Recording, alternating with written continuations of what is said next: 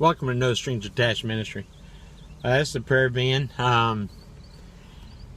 Let's talk a little bit. A lot of people's, I've been noticing, have a lot of difficulty in understanding the electricity that you need while living in a van. Yes, it's nice to have solar and it's nice to have a battery bank and all the stuff, but you have to ask yourself, do you really have that much power that you need? Most don't. What I would suggest is to find out about the only time you would need something in that manner, even at a small scale, would be if you're running a refrigerator that needs to run continuously every day, all day long. Any other reason? I really see no reason. Your fan draws, you got to realize you're only using this stuff when you're needing it. It's not on all the time.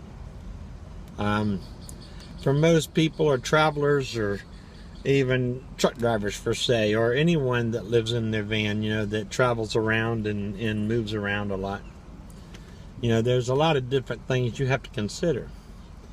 Most of us these days have a cell phone. Most of us even do our videos and stuff on cell phones. Cell phones is pretty much everything you have. It's your computer, it's all. And that's the smartest way to go with it if you can get away with that. I mean, you can even watch Netflix. You can do all kinds of stuff on a cell phone. Or even a tablet.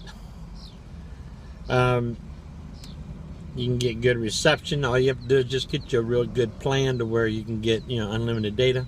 And that would be all I would even recommend. That's, and that will give you every luxury you need to have. And with that, you can simply charge it with one of these little guys. This is a little charger that I picked up many, many years ago. I don't know, I think it was from Ace Hardware or something. It's a little Duracell. I don't even know if they make them anymore. But it's 130 watt, I think, peak 100 watt inverter. So it's 100 watts that runs 100 watts continuous. When I leave this plugged into my van 24/7, it is always on. I've always got something plugged into it. I've always got my computer plugged into it. I've always got using my cell phones plugged into this. And this is all running off of my cigarette lighter in my van. And also, I also have another LED that I plug in, that I've converted my LED lights to 12 volt. So I plug it in and I can run those as well, off of an adapter for that. But there's just a little adapter that goes here that makes 2 plugs instead of 1. You know what I mean? So, you can run it all, even the 110 volts you can run off of that way. One set of my LEDs is 12 volts that I run straight to my big battery bank, but that's because I have it. And the other one is off of the 110, which operates both basically the same light setup. The LED 12 volts that I have set up is only one strip that goes around the outside perimeter, and then all the other ones and those are on the 110 volt. But like I said, this was like, I don't know what, $29 I think it was, $20. It was not expensive at all. You can find these pretty much anywhere you want. When you're looking at inverters, usually like the 400, the 600, things like that, I tend to notice a lot of those are just cheap little inverters. The fan motors run continuously on them. They just suck down the power. They're a piece of crap. Get one of these. Honestly, I have never heard the little fan in here go off yet. Ever. It never has. They've got a little fan. It sits right in this little, in these little grooves here. You can see. And it will cool it off. But it may have come on. It probably does. But it's so quiet, I've never noticed a fan running in it. But when you have a fan running continuously like that and it's loud and obnoxious, it's a piece of crap inverter. Take it back. You don't need that money. I don't care what you spend on it. Find you one that the fans only come on when you load that machine down, and it needs to come on and off. And it's intermittent fan control, you know, for heat. And do a research, and when you're looking at, and you can find those inverters, even if you have to go up to 1,000-watt inverter to get that option, it's worth every dollar, because it means it's not going to kick on until it absolutely needs to. So it's not going to be a big drain on your battery. I have mine all on those Christmas lights, you know, that you have, you know, those little plugs that you get to where you can for outdoors, where you can plug your lights into and everything to turn them on and off. It's on a remote. This is how I turn on all my lights and everything in the van. I've got my 2 prayer van lights on there. I've got both my sets of lights on hooked in through it, so I can control everything through one of these little remote controls. And I can take it with me in the back or front. When you get your cord for your plugging cord, get like a 10 or 12 foot cord, you know, for your USB plug, you know, to charge your phone. Take it back there with you, you know, take it back in the back. Just remember your televisions. A lot of people put big. I do have a TV. I do have a 32-inch, I think, widescreen TV, smart TV. I do have that, but honestly, I don't use that very much.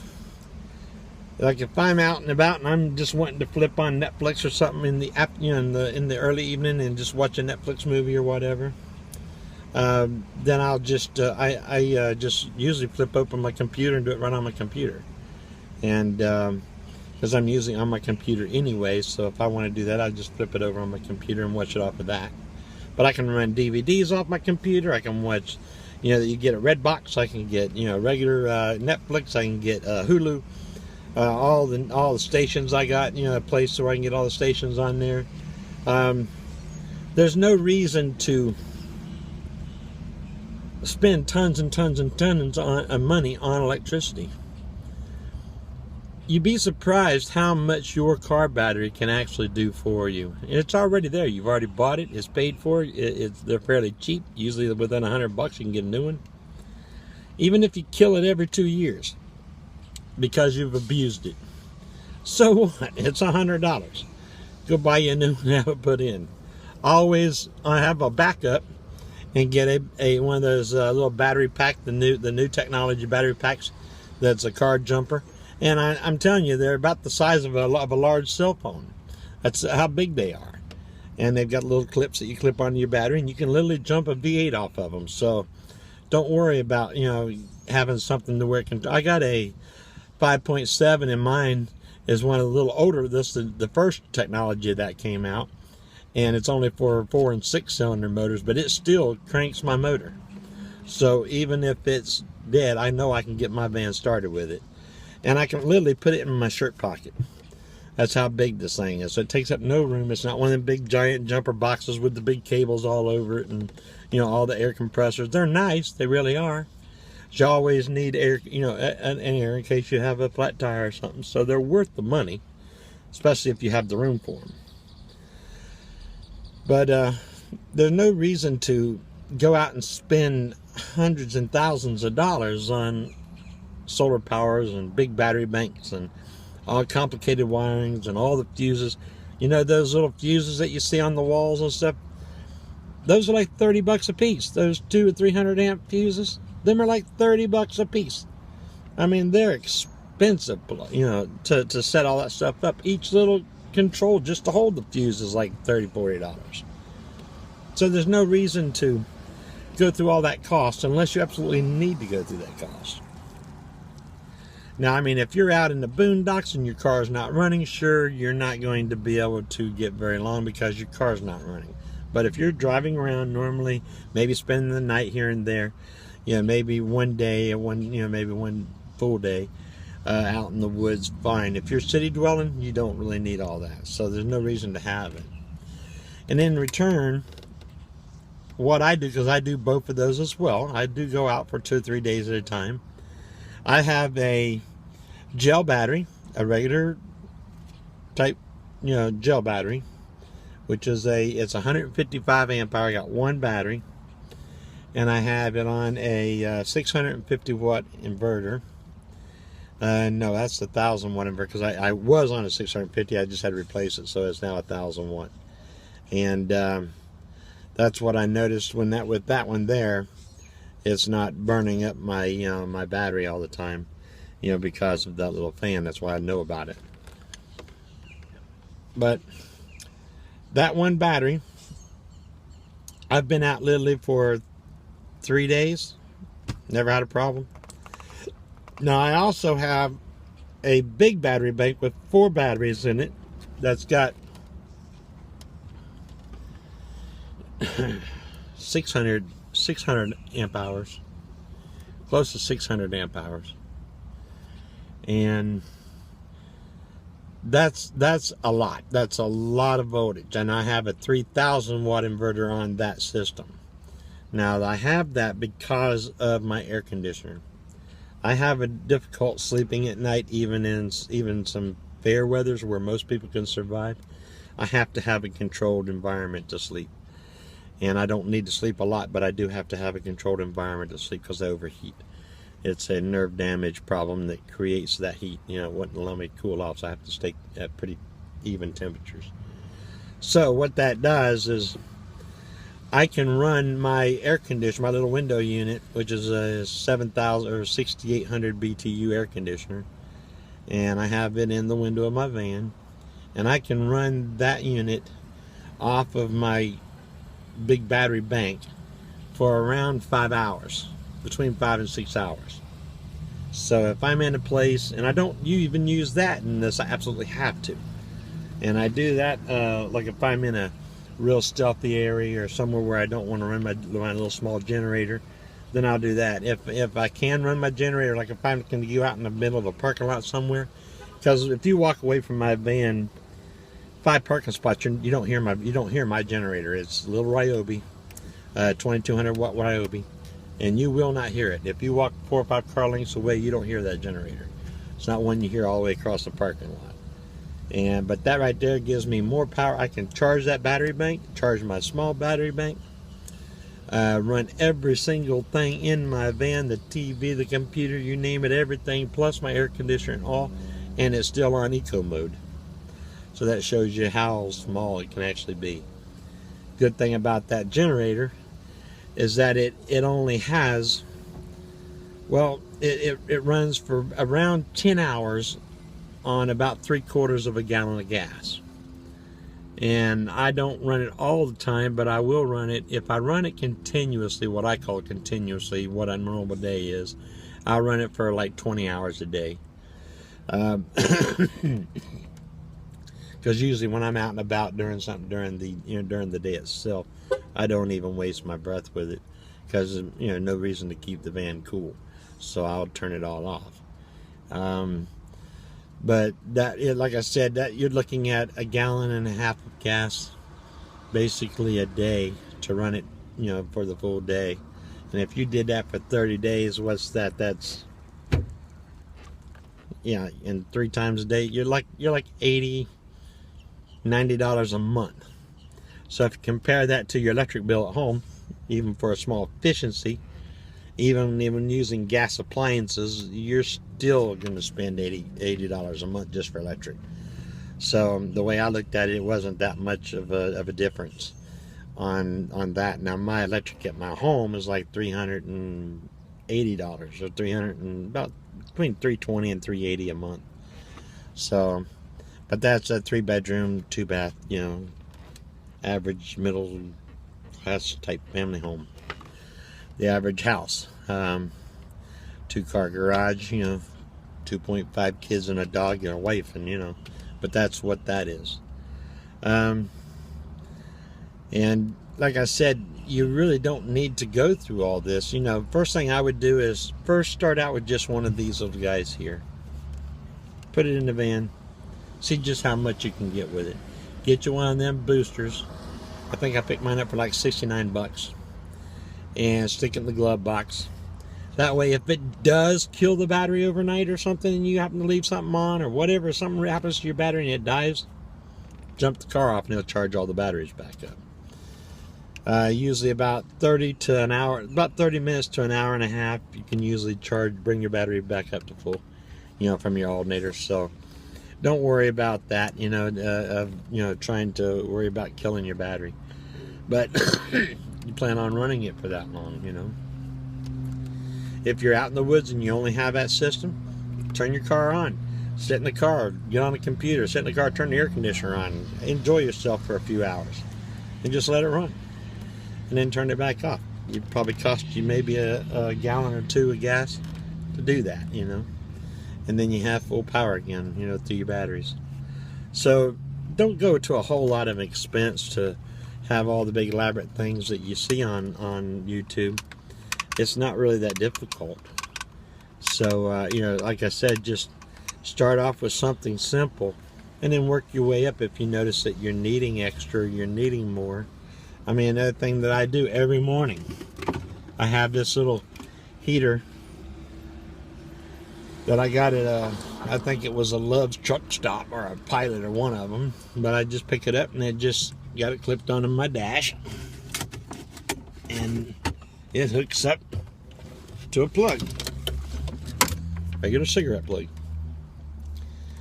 And in the morning when I first crack my eyes open, I'll take one bottle of water, I'll pour into this thing and shut it down, and it fills it up. Probably up to about here, I'd say. I put it back on the charger, and I turn it on, and I let it charge. And it'll sit there and run and heat up. It takes probably about 15 to 20 minutes to pretty much get that water boiling, or hot enough anyway to make coffee. And then I'll get my little drip coffee, put on my mug, and I'll pour, just drip it through my dripper. And I'll make my 1 cup of coffee a day. That's what I drink, is about one of those insulated cups, about 12-ounce insulated cups, the double insulated ones. That's what I use, and that's my cup of coffee for the day.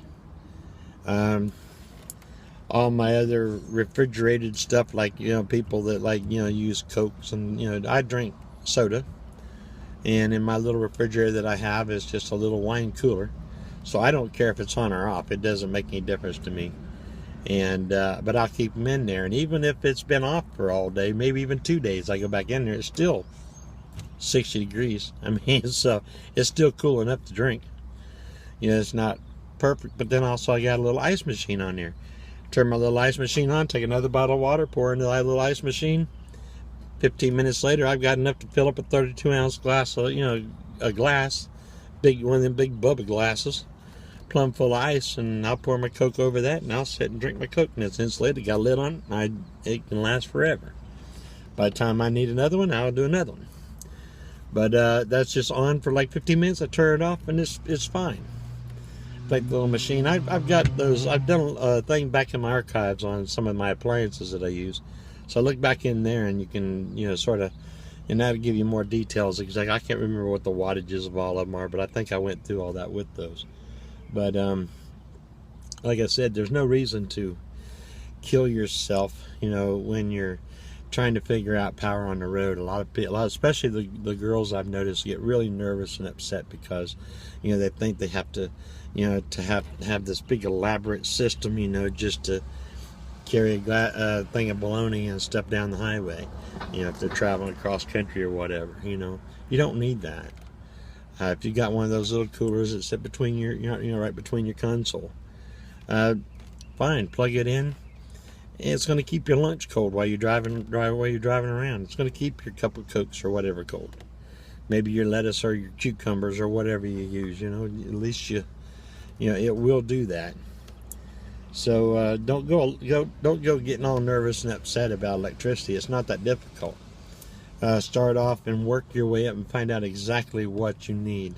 And remember, every single piece that you have that you use, if you look on the back, it tells what the voltage is: 110 volts, 12 volts, 240 volts, whatever the voltage is, that it draws. And it also tells you how many watts it uses when it's running. So the watts or amperage, and that tells you how many amps you're using, out of your battery. And that's how you size all of that stuff. But it's a formula, you know, that you go through to figure out exactly how much you need to last 3 or 4 days or a week or whatever your goal is. But at the most, if I would ever put solar power on my big battery bank, I would say no more than 200 watts. I could leave a 200 watt on there and it would probably keep that thing charged up, you know, pretty much. I see people that don't use the air conditioner on it, you know, as much as I would use, and probably half the load I do, and they say their battery banks are plumb full by 9:30, 10 o'clock in the morning. So if mine can run till 6, 7 o'clock in the morning, I'm sure, in the evening, I'm sure it would take care of the battery needs that I need for my air conditioner. But I didn't go that route. I didn't spend all that money on it. So just take a little word of advice. You know, just calm down when you're thinking about it and just look over your plan. Go find you one of these. Start off. Get you little. I got a Y that goes in my other cigarette lighter. It's just a plug that goes in there and it has 2 other sockets on it, and that's what I plug in my heater, you know, my water heater on, and then I plug in another little double USB drive on that, you know, to plug up two USB drives that comes out of it.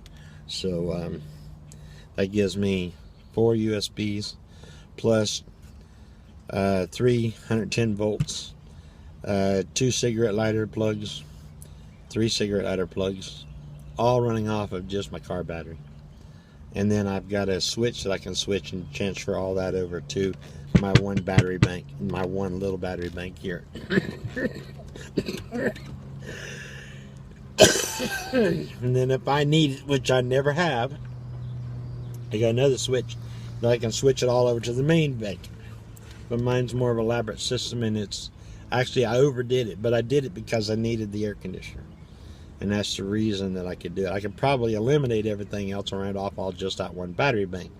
But I said, why go through all wasting all the power and all the battery drainage up and down every day and all that stuff?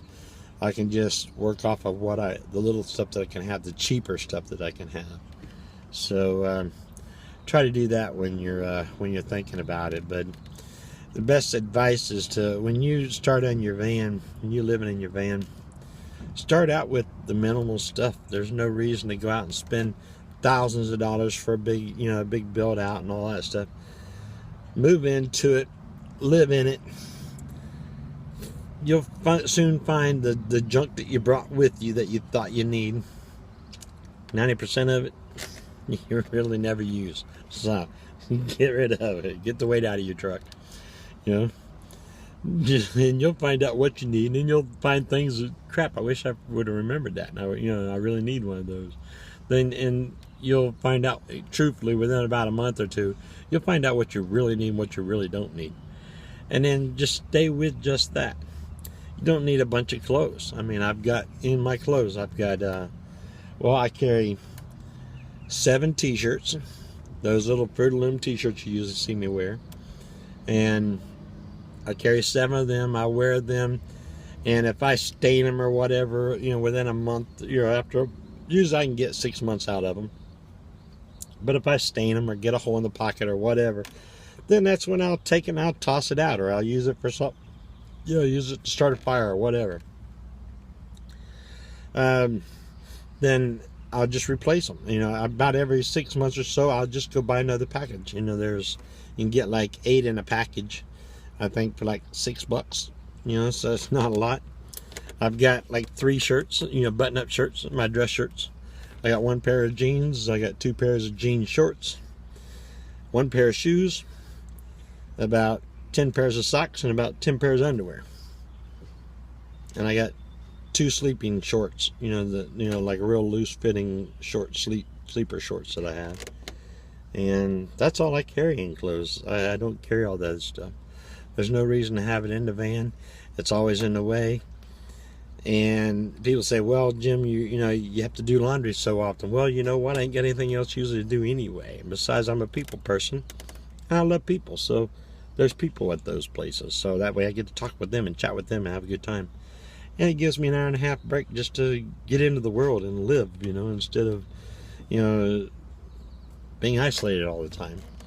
So, you know, I actually look forward to doing my laundry.